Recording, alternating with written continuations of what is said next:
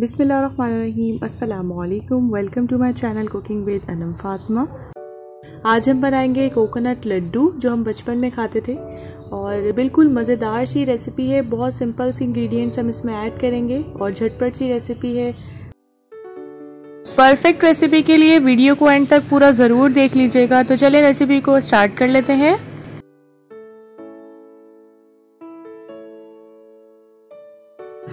यहाँ पर मैं ले रही हूँ एक पैन और उसमें ऐड किया है मैंने 1 टीस्पून के करीब घी।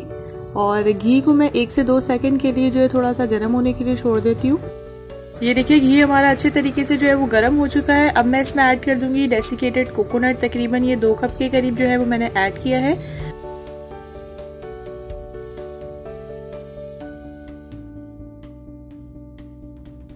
अब हमने इसको कुक कर लेना है तकरीबन लो फ्लेम पर तकरीबन 2 से 3 मिनट तक के लिए। अगर हम हाई फ्लेम पर इसे कुक करेंगे ना तो ये जल जाएगा, ब्लैक हो जाएगा, ये ब्राउनिश में नहीं जाएगा। तो बस हमने लो मीडियम फ्लेम पर इसको कुक कर लेना है। जैसे इसकी खुशबू आने लग जाएगी ना, बस हमने फ्लेम जो है वो थोड़ा सा ऑफ कर देना है। उसके बाद कुछ इंग्रेडिएंट्स इसमें ऐड कर लेंगे।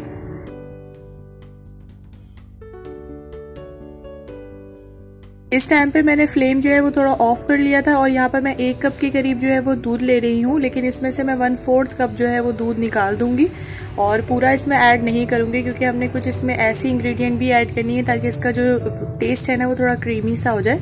तो थोड़ा थोड़ा करके हम इसमें 1 कप के करीब जो है वो दूध ऐड करेंगे। इसके हिसाब से इसकी जो मेजरमेंट है, अगर आपके पास 2 कप के करीब कोकोनट है तो आपने उसका हाफ जो है वो दूध लेना है और उसका हाफ जो है दूध का हाफ आपने शुगर लेनी है। तो इसकी इस तरह से कुछ मेजरमेंट्स होती हैं।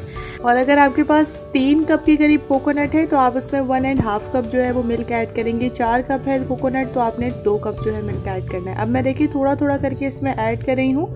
उसके अलावा ये कोकोनट पे भी डिपेंड करता है कि आपके जो इलाके का है वो कोकोनट किस तरह से जो है वो दूध अपने ऊपर ऑब्जर्व कर रहा है, तो वो आप अपने हिसाब से इसको फिर एडजस्ट कर लीजिएगा।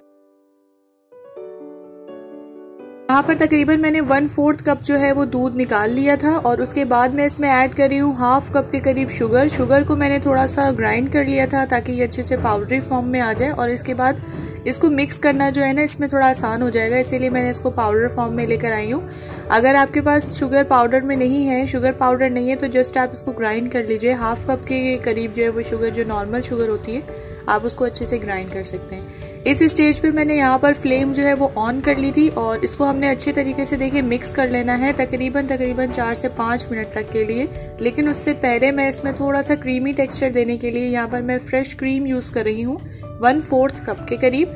आप मार्केट वाली भी कर सकते हैं क्रीम यूज, और आप जो घर में मलाई होती है आप उसको भी ऐड कर सकते हैं। थोड़ा सा अच्छे से मिक्स करने के बाद बस हमने इसको ना थोड़ा सा अच्छे से मिक्स कर लेना है और तकरीबन 4 से 5 मिनट तक के लिए इसकी कुकिंग होगी। और या तो उस वक्त तक होगी तब जब तक हमारा जो मिक्सचर है ये पैन को जो है वो ना छोड़ दे, उतना हम लोगों ने इसको कुक कर लेना है।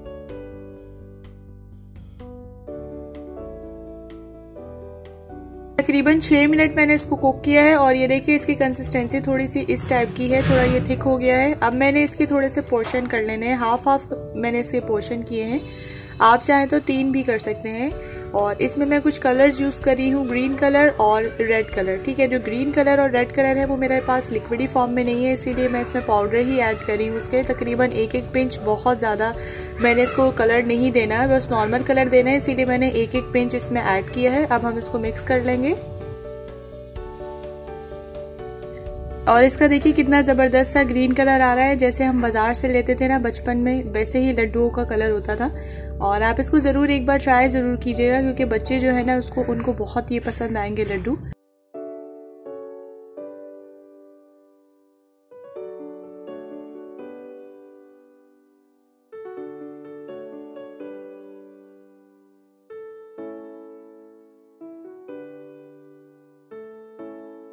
ये देखिए दोनों को मैंने अच्छे से मिक्स कर लिया है, ग्रीन और रेड दोनों को, और ये देखिए कितने ज़बरदस्त है इसमें कलर आ चुका है। इसके अलावा आप वाइट लड्डू भी बना सकते हैं, ये ऑप्शनल है, कलर लाजमी नहीं है कि आप इसमें कलर ऐड करें। बट ये होता है कि इससे बहुत ज़्यादा खूबसूरत लग रहा होता है, एक अच्छा लगता है जो प्रेजेंटेशन होती है ना बहुत ज़बरदस्त आती है इससे।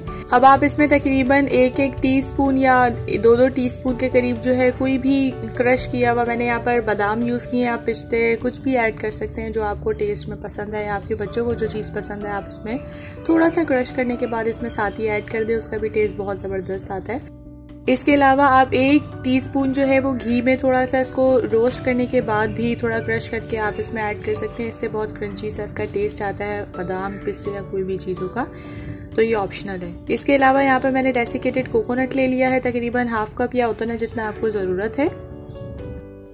लड्डू बनाने से पहले एक इम्पॉर्टेंट टिप, यहाँ पर मैंने तकरीबन थोड़ा सा जो है ना वो ले लिया है घी, ताकि मेरे हाथों में ना चिपके, और इसके बाद हमने हल्के हल्के हाथों से जो है वो उसको गोल करना है और इसके लड्डू बना लेने हैं।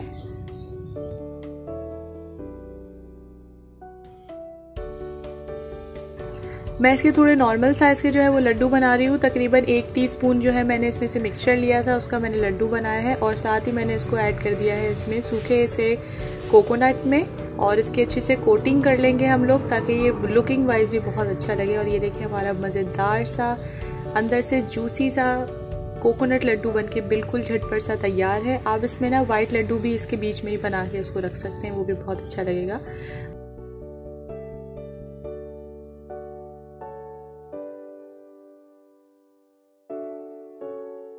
इसके अलावा आप इसे इवेंट में भी बना के रख सकते हैं, जैसे ईद पर या किसी बच्चे की सालगिरह हो तब भी आप इनको बना के जो है बच्चों को सर्व कर सकते हैं, बहुत ज़्यादा वो खुश होंगे।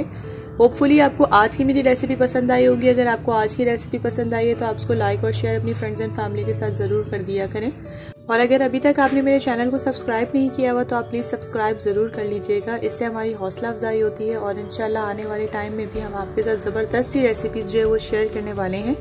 और बेल आइकन को प्रेस करना भी मत भूलिएगा, उससे सारी जो झटपट सी रेसिपीज़ है ना उसका नोटिफिकेशन सबसे पहले आप तक पहुंचेगा। हम मिलेंगे इंशाल्लाह नेक्स्ट वीडियो में एक नई और ज़बरदस्त सी रेसिपी के साथ। तब तक के लिए बहुत बहुत ज़्यादा अपना ख्याल रखिएगा और मुझे रखिएगा अपनी दुआओं में याद। टेक केयर, अल्लाह हाफ़िज़।